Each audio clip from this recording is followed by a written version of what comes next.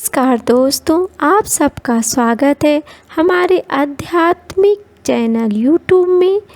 इस कहानी का शीर्षक है प्रभु पर छोड़ दीजिए। ये कहानी एक ऐसे गांव की है जहां पे एक साधु महाराज आते हैं।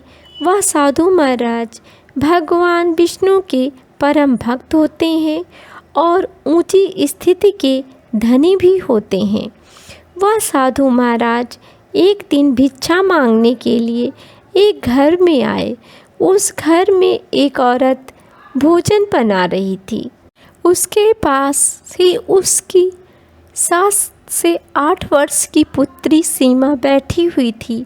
वह बिलख बिलख कर रो रही थी। बच्ची को इस तरह रोते देखकर साधु महाराज का हृदय करुणा से भर गया। उन्होंने उस औरत से पूछा कि माता जी, बच्ची रो क्यों रही है। साधु महाराज के इतना पूछते ही वह स्त्री अपने आप को रोक नहीं पाई और स्वयं भी रोने लगी। फिर उसकी माँ साधु महाराज जी से बोली, आज रक्षाबंधन है, मेरा कोई पुत्र नहीं है। मेरी बेटी मुझसे पूछ रही है कि मैं किसके हाथ पर राखी बांधूं। साधु ने राखी बंधवाई और सीमा नाम की उस बालिका के भाई बन गए। सीमा बड़ी हुई और उसका विवाह हो गया। कुछ वर्षों बाद उसके पेट में कैंसर हो गया। अस्पताल में सीमा अंतिम सांसें गिन रही थी। घर वालों ने उसकी अंतिम इच्छा पूछी तो सीमा ने कहा, मैं अपने भाई से मिलना चाहती हूँ, मेरे भाई को बुलवा दीजिए। साधु महाराज ने जैसे ही अस्पताल में सीमा के कमरे में प्रवेश किया, उसी समय सीमा ज़ोर ज़ोर से बोलने लगी, भाई साहब, भगवान कहाँ है? भगवान से कह दो कि या तो सीमा की पीड़ा हर ले या प्राण हर ले। अब मुझसे कैंसर की ये पीड़ा सहन नहीं होती। सीमा लगातार अपनी प्रार्थना दोहराए जा रही थी। साधु महाराज सीमा के पास पहुँचे और शांत भाव से कुछ क्षणों के लिए उन्होंने अपनी आँखों को बंद किया। फिर अपने कंधे पर रखा वस्त्र सीमा की ओर फेंका और बोले, जाओ बहन, यह तो प्रभु तुम्हारी पीड़ा हर लेंगे या तुम्हारे प्राण हर लेंगे। साधु महाराज का बोलना, वस्त्र का गिरना और सीमा का उठकर खड़ी हो जाना सब एक साथ हो गया। सीमा बोल उठी, कहाँ है कैंसर? मैं एकदम ठीक हूँ, घर चलो। सीमा की जांच की गई तो कैंसर का नामो निशान नहीं मिला। महाराज ने हंसकर पूछा, सीमा अभी मर जाती तो? सीमा बोली, मुझे अपने दोनों बच्चों की याद आ रही थी, उनकी चिंता हो रही थी। साधु महाराज ने कहा, इसलिए ही प्रभु ने तुम्हें प्राण शक्ति दी है। अब तुम बच्चों की सेवा करो और सारे बंधन तोड़ दो और मरने के लिए तैयार हो जाओ।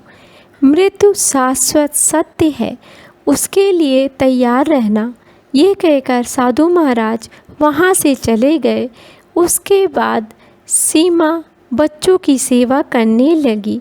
अब बच्चों का अधिक समय चाचा चाची के साथ बीतने लगा।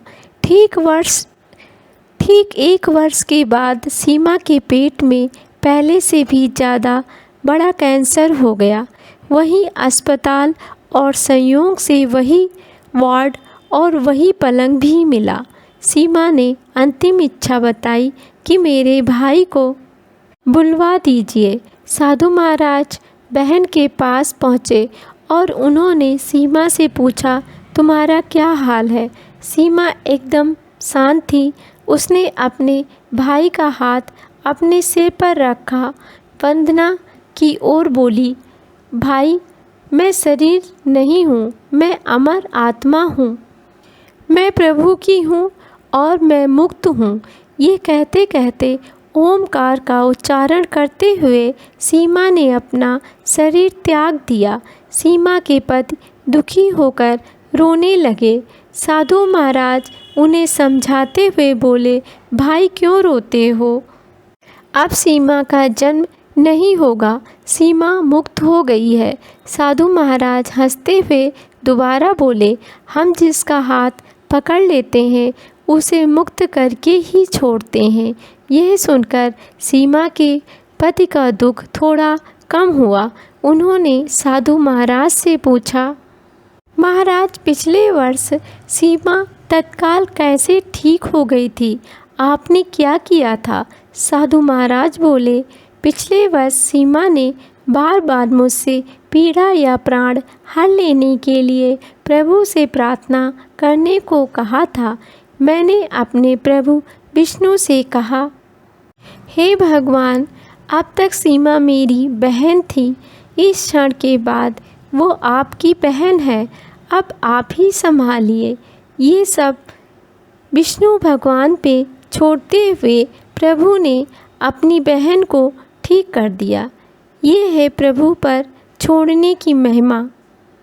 दोस्तों, इस कहानी से ये निष्कर्ष निकलता है कि जब आपके जीवन में कोई ऐसी समस्या, दुख या मुसीबत आ जाए जिसका आपके पास कोई हल ना हो, तब आप घबराइए नहीं, बल्कि किसी एकांत स्थान में जाकर भगवान के चरणों में प्रार्थना करके सब कुछ उनको सौंप दीजिए।